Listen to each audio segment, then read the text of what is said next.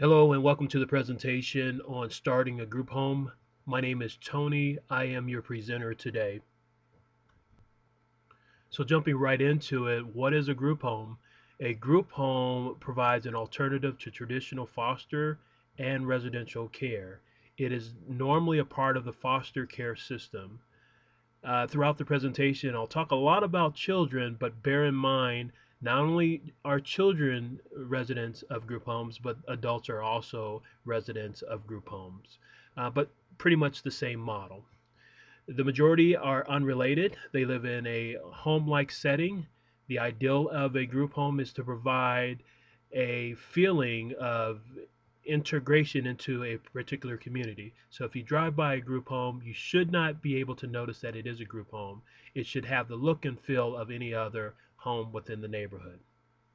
Residents of the group usually have either a chronic mental disorder or physical disability that prevents them from living independently. That is the main driver behind being in a group home. They are unable to function independently, and they require continual assistance. The assistance usually ranges from simple tasks, maybe tying a shoe, or taking medication, or even bathing. Some residents may also have behavioral problems that require supervision due to they might harm themselves or even others. A group home can also refer to a family home. So you may have a family that extends their family to the group home setting by allowing non-relatives to live in their home. So let's talk a little bit about the business opportunity itself. There's an opportunity in youth or adults. There are a variety of different types of group homes, mentally challenged, alcohol, the behavioral. Uh, they range infinitely. There are all types of group homes. Um, you can work with your preference of group home. Find the niche that you want. Many people have maybe a family member that may have an ailment that prevents them from living on their own, and that's the niche that they want to meet. There is an opportunity to generate income if you have a passion for children or adults that are in care.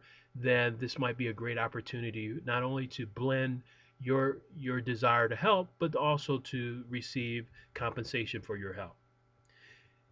By the nature of any group home, you will have a need for staffing, so you'll be creating jobs. There's also an opportunity to repurpose homes. There are homes that are either vacant or foreclosed that often become great group homes, and they offer the landlord an opportunity to get his home back into the market, and it also offers you an opportunity to service your community. So, who's the ideal owner? It's really anyone that's wanting to help someone that's at a disadvantage, somebody that needs the help. Currently, a foster parent with two or more children. If you're already in the foster care system and you enjoy what you're doing and you want to expand, then maybe a group home is ideal for you. A retired parent with a passion for helping others. I run into parents all the time that once the children are gone, they find that they lose themselves. They don't, or maybe they're finding themselves and they feel incomplete without others being around. So it's a good opportunity to surround themselves around those that really could use their help or their need. Even couples wanting to assist children or adults, couples that want to either rent a home and set up a group home where they live in it and offer these services is a great opportunity. It's also a second career opportunity. If you've retired and you feel that you've got a lot of spunk, a lot of energy, and you want to help others, it's a new career, a new start. What does it take to start a group home?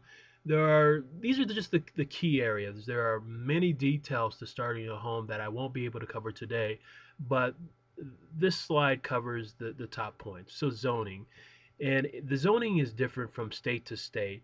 In many states, your business is that it is a business that needs to be zoned as a business. So there's some requirements to go through, making sure that your business is within the proper zone. You need to be licensed by the state. You cannot simply open up a group home and start to charge for your services. There is a process for every state to obtain the licensure. You need proper staffing. You need a qualified director. In most cases, the director needs to have at least a 4-year degree. They prefer the degree be in some type of social service environment. You require a board of directors. There are times where the board of directors can be a small group of people, but the bigger the board of directors, the better the organizations usually are. You require caregivers. The caregivers are the key to the business. They provide that day to day support to the population that's being served. The next item is a host letter. A host letter is nothing more than an agreement from a organization that they will supply you with your consumers, those that are in need of your services. They ultimately agree to supplying you a contract. Once you've received your licensing and you've gotten through your zoning and proper staff is set up, that's when a host letter comes in. And then you need a provider contract. These are contracts from whether it be a community-based service, a county, a state, or any agency that is placing children or adults in your care. There has to be a contract that governs how you will conduct your business. And then with every group home, there is a need for insurance. Professional insurance is specific to the operation of the group home. You need workers' comp. If you're starting a business, you have to operate as a business by at least setting up a workers' comp program for your business. So just a little bit about the statistics in group homes. So these numbers are based on 2011, so they may be a little bit skewed, but in 2011 September, there were over 400,000 children in the foster care system. Okay. Most entering in 2011, there were 252,320 children entering the system. And there's this continuing exit of the system as well. So in physical year 2011, over 245,000 of the children were exiting as well. So as a child reaches the age of 18, if he doesn't fit the criteria for a group home, he is transitioned out. And by then, we're hoping that that child has the independent skills to survive on their own, or that adult. The trends also indicated that uh, there is a decrease in group homes, mainly because of increasing foster care parents. What about the race and ethnicity? In the same demographics, the 400,000, 41% were white, Caucasians, 27% were black, African Americans, and 21% were Hispanic, and 10% were of other races that were unidentified, being 1%. The placement settings. So 47% of the same group were placed in foster care homes. So that is a foster parents that's licensed by their county or their state to provide in-home services. This can be a single parent with only one foster child, or it could be a family who's added a foster child to their particular family setting.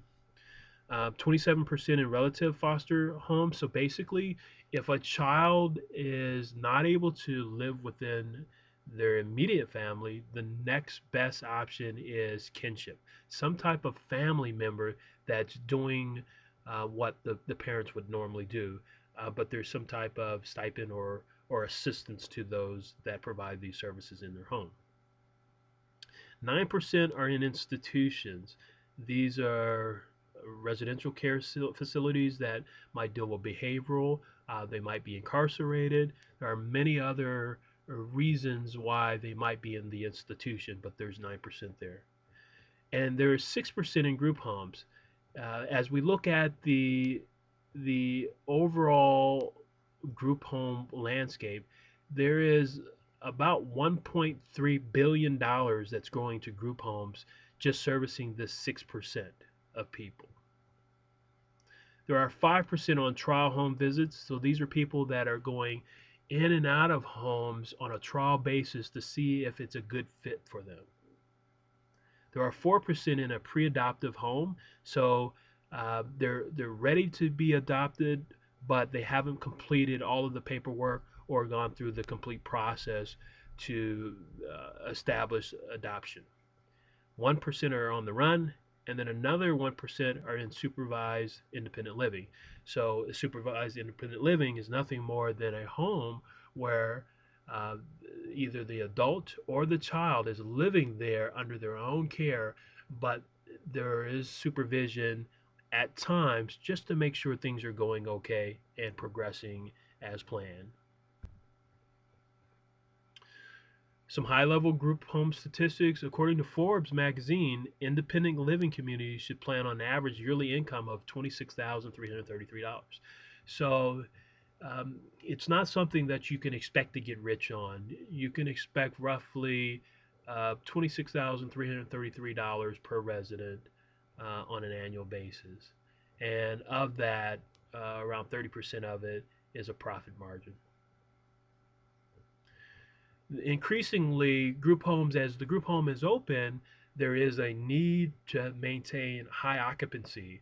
So the longer you're open, the more you have to keep your beds warm, so to speak. It's this need that is generated by all of the overhead that goes into staffing, vehicles, or gas, the incidentals.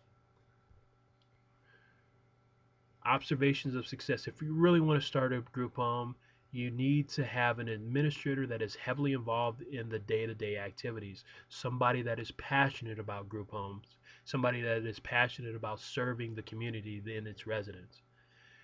It's good to have a very selective program. Instead of having a group home that is a one-stop shop, take anybody, everybody approach, you're better off choosing a particular group of individuals that you would like to serve so that you can develop a program that's very specific to them.